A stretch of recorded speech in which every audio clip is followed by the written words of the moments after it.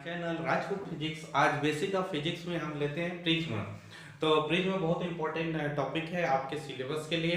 12th syllabus, NCERT, IIT, इनमें बहुत सारे प्रॉब्लम पूछे जाते हैं। तो उन प्रॉब्लम्स को आज हम डिस्कस करेंगे। तो पहले बेसिक फंडा को आप पहले देख लीजिए क्या क्या है, उसके बाद हम आगे बढ़ते हैं। तो सबसे पहले आप देखेंगे प्रिज्म होता क्या, प्रिज्म है क्या।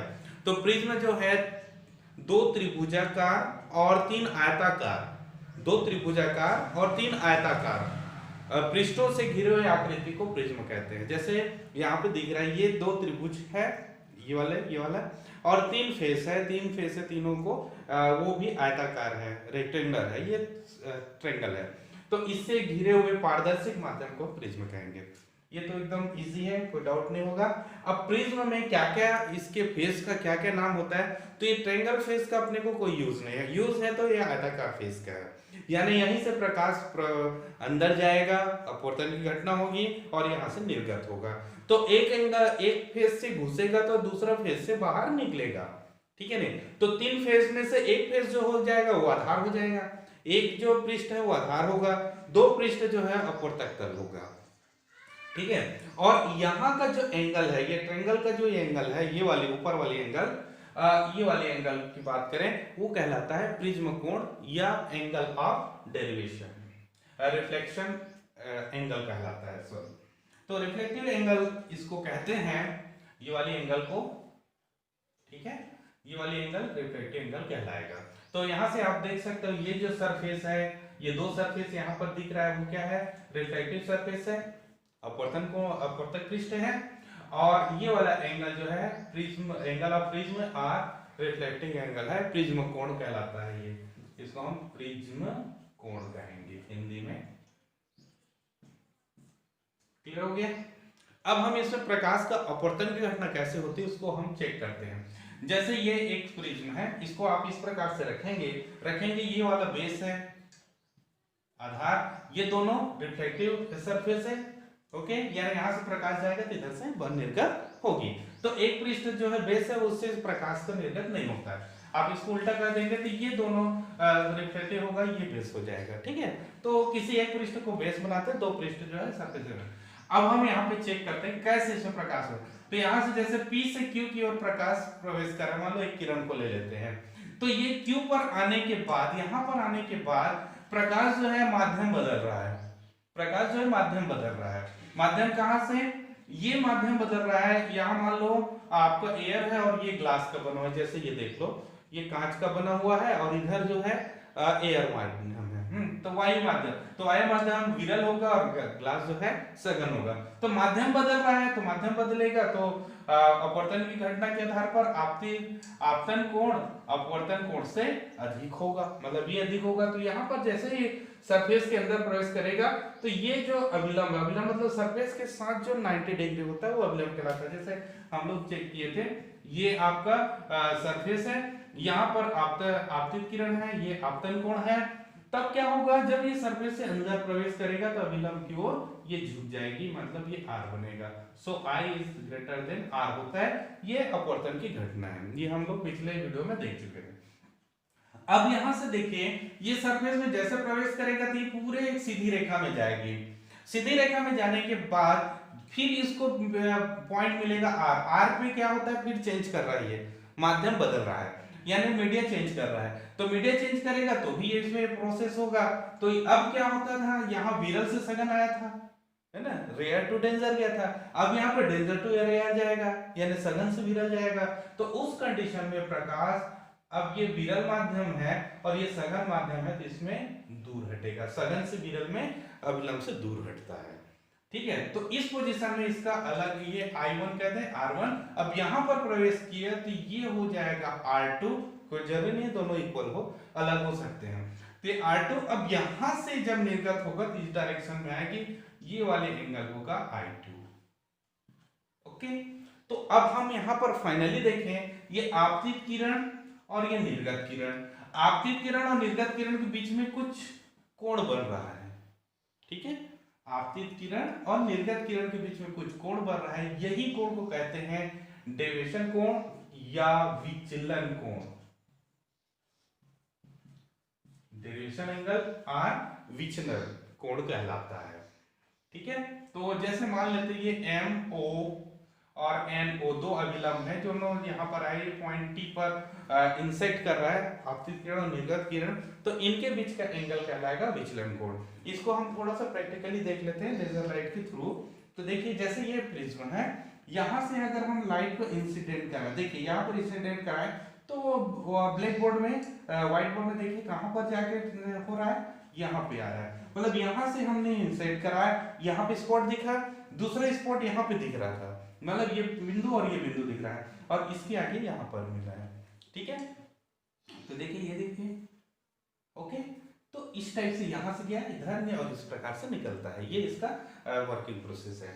तो ये आपको समझ में आ गया होगा कैसे कैसे इसका होता है, किस प्रकार से इसमें प्रकाश का अपवर्तन होता है। अब हम चलते हैं इसके फॉर्मूला, रिफ्लेक्टिव इंडेक्स फार्मूला में हम चलते हैं। तो उससे पहले हम देखेंगे विचलन कोण और आपतन कोण के बीच में संबंध।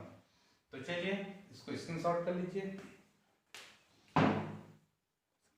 हाँ चलो आगे देखते हैं। जब अब यहाँ पर देखिए जैसे प्रैक्टिकली अगर हम करेंगे, आई का मान बढ़ाते जाए ना, आपतन कोण का मान बढ़ाते जाए, तो क्या होता है, विचलन कोण का मान प्रारंभ में घटता है, विचलन कोण का मान प्रारंभ में घटता है और एक न्यूनतम स्थिति में आने के बाद फिर बढ़ना चालू होता है। जैसे इसका हम ग्राफ देख लें, ये ले लेते हैं आपका आई और ये है डेल, इनके बीच में ग्राफ खींचे, आइडियल ग्राफ बोला जाता है इसको।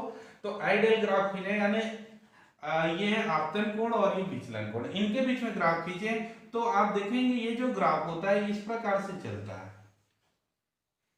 ठीक है, इसका मतलब यू शेप में आता है। इसका मतलब है कि जब आई की वैल्यू बढ़ाते जाए, शुरू में रखेंगे कम वैल्यू रहेगा तो इसका वैल्यू मैक्सिमम था, लेकिन जैसे जैसे इसका वैल्यू कम बढ़ाते जाएंगे तो डेल की वैल्यू कम होता है, और डेल की वैल्यू कितना कम होता है कि इस पोजीशन तक, यहाँ पर पोजीशन तक आने तक इसकी वैल्यू सबसे कम होता है, जिसको हम डेल एम कहेंगे। ठीक है, इस वैल्यू में सबसे कम होता है ये वाला पोजीशन में। ठीक है, तो जैसे आई का मान बढ़ाते जाए डेल का मान प्रारंभ में घटती है और डेल एम के बाद फिर वो बढ़ना चालू हो जाता है, यानी आई के साथ ये प्रोपोर्शनल हो जाता है। पहले क्या इंटर प्रोपोर्शनल रहता है डेल एम तक और उसके बाद प्रोपोर्शनल होता है। मतलब ये कह सकते हैं डेल एम से पहले I is inter proportional to del is inter proportional to I, ये कह सकते हैं। और डेल एम के बाद पहले ना लिखे कम लिखे,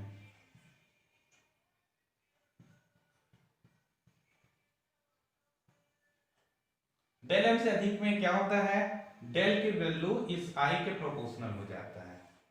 ठीक है, मतलब इससे पहले देखें तो इंटर प्रोपोर्शनल यानी घटेगा, ये बढ़ेगा तो घटेगा। अब सेकंड में अगर देखें तो ये बढ़ेगा तो भी बढ़ रहा है ना।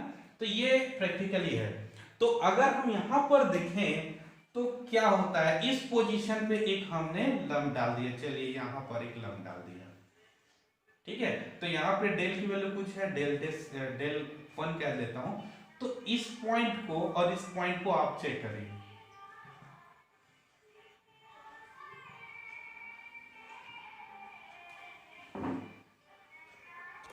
चलिए देखते हैं।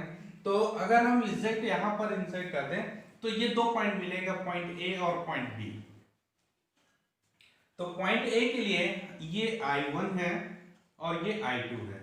तो यहां का अगर हम निर्देशांक देखें तो I1 डेल होगा, डेल 1, और यहां का देखें तो I2 डेल 1 ही होगा। ठीक है, तो यहां पर देखिए इन दोनों के बीच I1 और I2 के बीच का जो डिफरेंस है बहुत ज्यादा है, लेकिन दोनों के लिए विचलन एक ही है। कहने का मतलब इधर से I1 एंगल से डाले तो विचलन आपको डेल 1 मिल रहा है, इधर से अगर हम देंगे तो भी यहाँ पर विचलन आपको डेल 1 ही प्राप्त होगा। ठीक है, चलिए अब सेकेंड कंडीशन यहाँ पर इंसेट करें, इस पॉइंट में कर रहे हैं जिसका वैल्यू है डेल 2 और del 1 is greater than del 2 यानी उससे छोटा है। तो उस पॉइंट में अगर हम देखें तो यहाँ पर ये पॉइंट मिलेगा, ये वाले पॉइंट को हम I1 और इसको I2 कहें, ये डेश के फॉर्म में ले लेते हैं। तो यहां पर अगर हम देखें तो इसका I1 डेश और ये डेल टू यहां जाएगा। इस पॉइंट पर अगर देखें तो I2 डेश डेल टू होगा। तो इस प्रकार से अगर हम देखें यहां पर विचलन कोण का मान जैसे ही कम होगा इनके बीच का डिफरेंस कम होते जा रहा है। तो देखिए जब विचलन कोण अधिक था तो I1 और I2 के बीच का डिस्टेंस बहुत ज्यादा था, यानी इनके बीच का जो अंतर बहुत ज्यादा था। लेकिन जैसे डेल का मान कम होते जा रहा है इनके बीच का अंतर कम होते जा रहे हैं और इसकी वैल्यू सबसे कम यानी डेल m के कंडीशन में आ जाए तो वो एक ही पॉइंट पर इंसेट कर रहा है। इसका मतलब होता है इस पॉइंट में I1 और I2 बराबर हो गया है। ओके, तो अब हम यहां पर देखेंगे क्या क्या फायदे हैं डेल m का। तो सबसे पहले डेल m है क्या? डेल m है न्यूनतम विचलन कोण, मिनिमम डेरिवेशन एंगल। ओके, सबसे न्यूनतम विचलन कोण है यानी इससे कम नहीं हो। तो न्यूनतम विचलन कोण की स्थिति में आपको क्या क्या फायदे मिल रहे हैं? सबसे पहला फायदे की ओके, तो न्यूनतम विचलन की स्थिति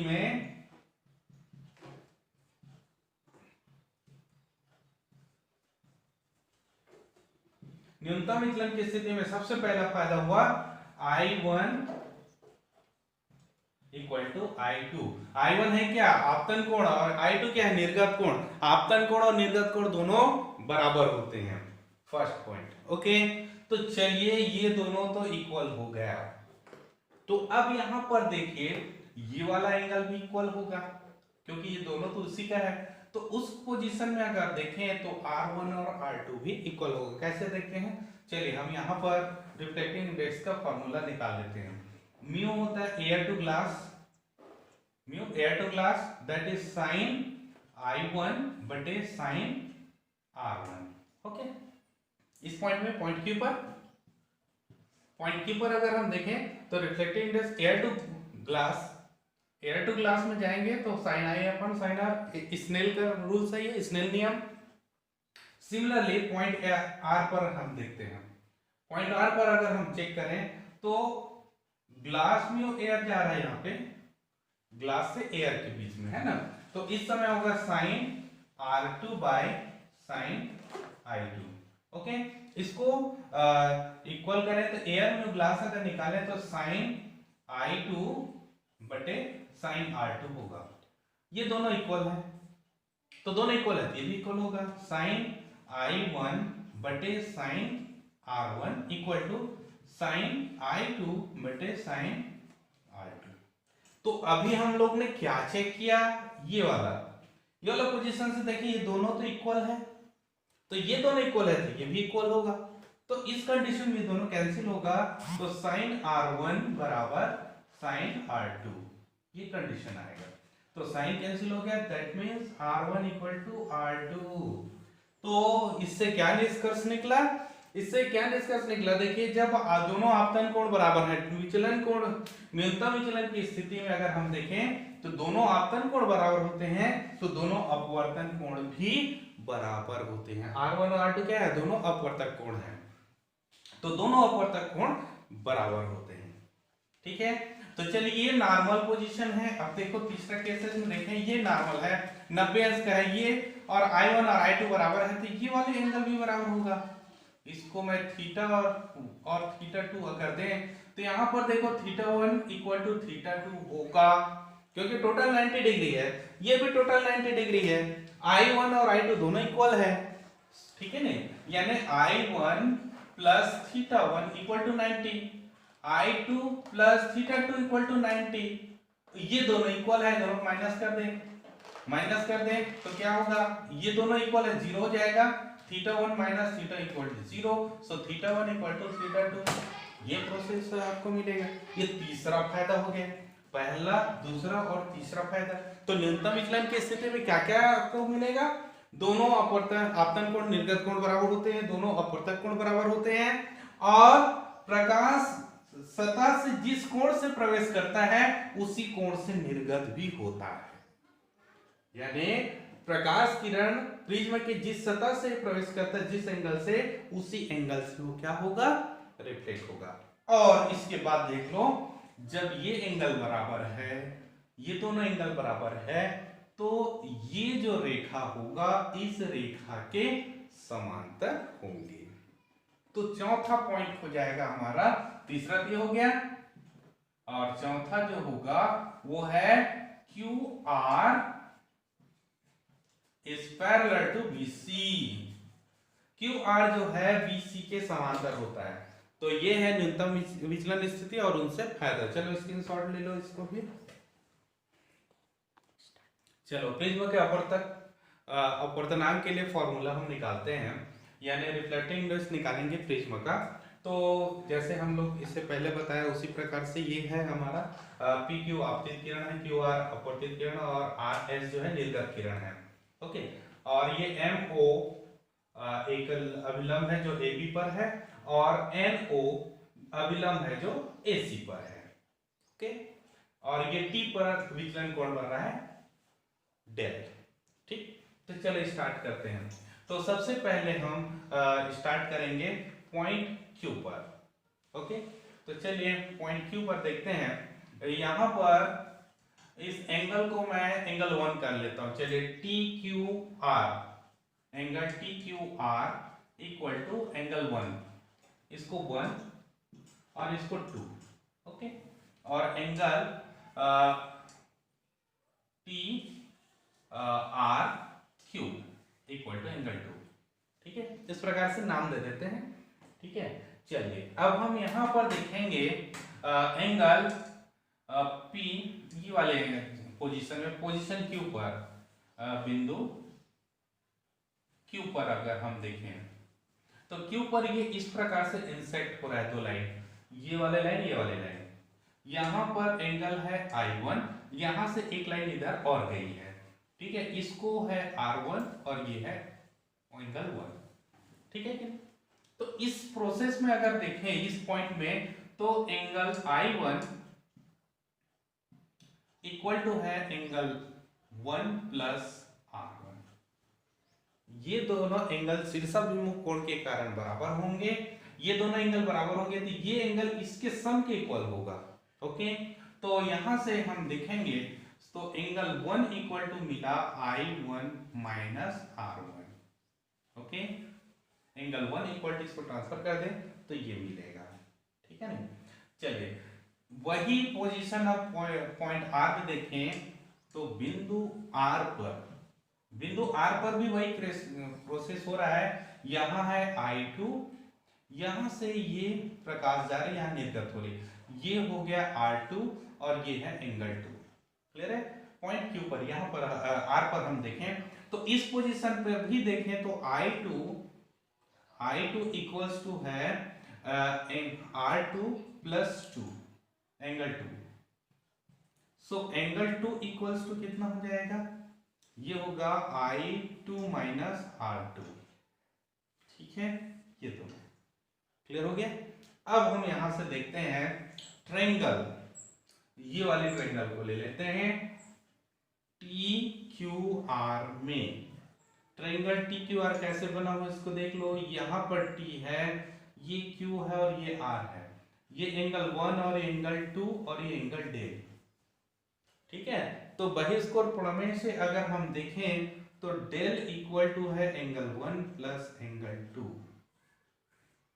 ठीक है, तो क्या होता है, ट्रायंगल का बाहर का कोण जो होता है अंदर के सुदूर अंतःकोणों के योग के बराबर होता है, ये हम जानते हैं।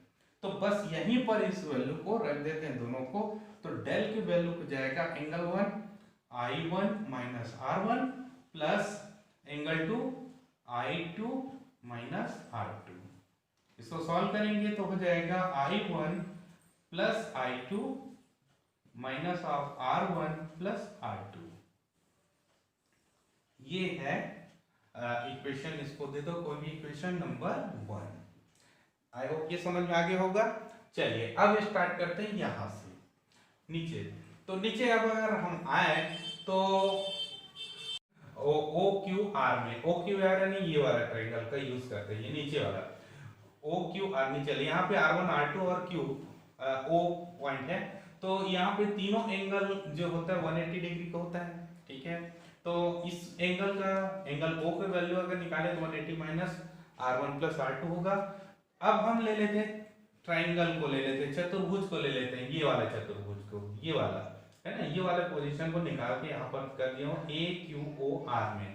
तो सभी का एंगल का सम करेंगे तो 360 होता है, सभी का कोणों का योग 360 होता है। तो angle A, angle Q, angle O, angle R 360। तो एंगल ए को शॉर्ट में ए कहते हैं, एंगल क्यू को, एंगल क्यू यहाँ पे नॉर्मल पोजीशन है, 90 अंश का बना हुआ है इसलिए 90 डिग्री होगा। एंगल ओ की वैल्यू हमने निकाला 180 माइनस R1 प्लस R2, ये वाला एंगल यहाँ से, प्लस एंगल आर फिर 90 होगा, यहाँ पर भी 90 अंश का कोण है, ये 90 डिग्री इक्वल टू 360। तो ये जो सम है वो 360 होगा, उधर जाके 0 हो जाएगा। तो a minus R1 plus R2 equal to 0, क्योंकि ये 360 होगा और 360 0 हो जाएगा। सो a इक्वल टू क्या होगा, R1 प्लस R2, ये आपको मिल गया इक्वेशन नंबर 3। अब हम न्यूनतम विचलन स्थिति में,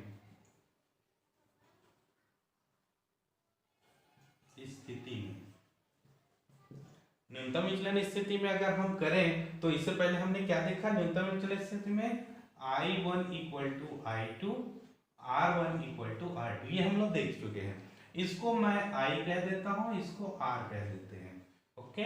तो इन दोनों को हम अप्लाई करेंगे 1 और 2 में।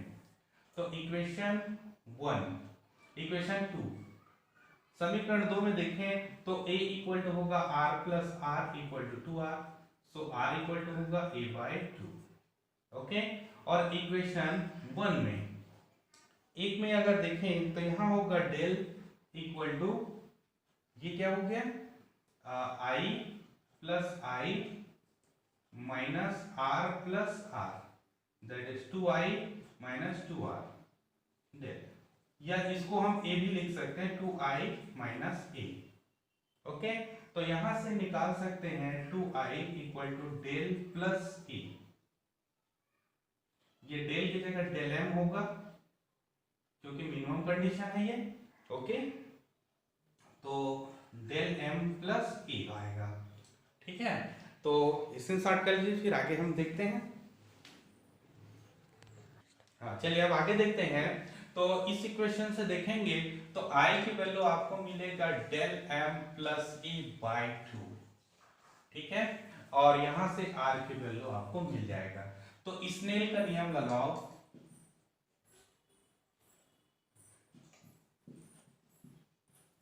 क्या होता है स्नेल का नियम, अपवर्तनांक इक्वल टू होता है sine I upon sine R, ठीक है। रिफ्लेक्टिव इंडेक्स निकालें तो रेयर टू डेंजर मीडियम निकाला जाता है, तो ये आ जाएगा साइन I वैल्यू आप पुट कर दो del m plus a by 2, और साइन R की वैल्यू रख सकते हो a बाई 2। तो ये है रिफ्लेक्टिव इंडेक्स प्रिज्म का। आई होप ये समझ में आया होगा। इससे संबंधित कई मैथमेटिकल क्वेश्चन भी होते हैं, इनको हम नेक्स्ट वीडियो में देखेंगे। तब तक के लिए धन्यवाद। ओ क्यू आर में, ओ क्यू आर यानी ये वाला ट्रायंगल का यूज करते हैं, ये नीचे वाला ओ क्यू आर नीचे, यहाँ पे R1 R2 और Q ओ पॉइंट है, तो यहाँ पे तीनों एंगल जो होता है 180 डिग्री का होता है, ठीक है। तो इस एंगल का एंगल O की वैल्यू अगर निकाले तो 180 माइनस R1 प्लस R2 होगा। अब हम ले लेते ट्राइंगल को, ले लेते चतुर्भुज को, ले लेते हैं ये वाला चतुर्भुज को, ये वाला है ना, ये वाले पोजीशन को निकाल के यहाँ पर कर दिया हूँ ए क्यू ओ आर में। तो सभी का एंगल का सम करेंगे तो 360 होता है, सभी का कोणों का योग 360 होता है। तो angle A, angle Q, angle O, angle R 360। तो एंगल ए को शॉर्ट में ए कहते हैं, एंगल क्यू को, एंगल क्यू यहाँ पे नॉर्मल पोजीशन है, 90 अंश का बना हुआ है इसलिए 90 डिग्री होगा। एंगल ओ की वैल्यू हमने निकाला 180 माइनस R1 प्लस R2, ये वाला एंगल यहाँ से, प्लस एंगल आर फिर 90 होगा, यहाँ पर भी 90 अंश का कोण है, ये 90 डिग्री इक्वल टू 360। तो ये जो सम है वो 360 होगा, उधर जाके 0 हो जाएगा। तो a minus r1 plus r2 equal to 0, क्योंकि ये 360 होगा और 360 0 हो जाएगा। सो a इक्वल टू क्या होगा, r1 प्लस r2, ये आपको मिल गया इक्वेशन नंबर 3। अब हम न्यूनतम विचलन स्थिति में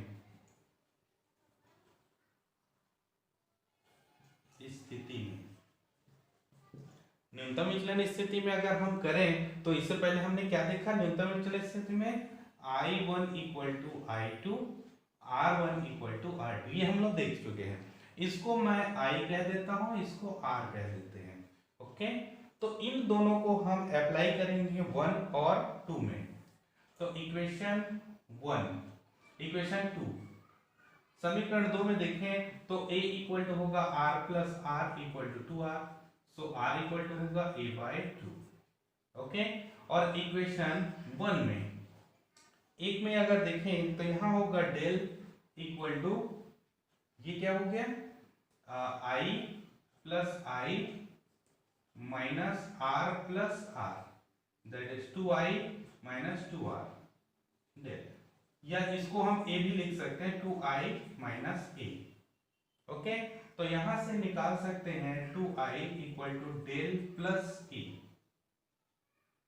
ये डेल की जगह डेल M होगा क्योंकि मिनिमम कंडीशन है ये। ओके, तो डेल M प्लस A आएगा। ठीक है, तो इसे स्टार्ट कर लीजिए, फिर आगे हम देखते हैं। हाँ चलिए अब आगे देखते हैं। तो इस इक्वेशन से देखेंगे तो I की वैल्यू आपको मिलेगा del M plus A by 2। ठीक है, और यहां से R की वैल्यू आपको मिल जाएगा। तो स्नेल का नियम लगाओ,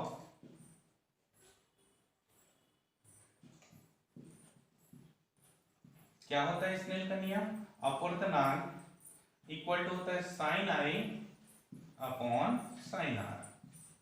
ठीक है, रिफ्लेक्टिव इंडेक्स निकालें तो रेयर टू डेंजर मीडियम निकाला जाता है, तो ये आ जाएगा साइन I वैल्यू आप पुट कर दो del M plus A by 2, और साइन R की वैल्यू रख सकते हो A बाय 2। तो ये है रिफ्लेक्टिव इंडेक्स प्रिज्म का। आई होप ये समझ में आया होगा। इससे संबंधित कई मैथमेटिकल क्वेश्चन भी होते हैं, इनको हम नेक्स्ट वीडियो में देखेंगे। तब तक के लिए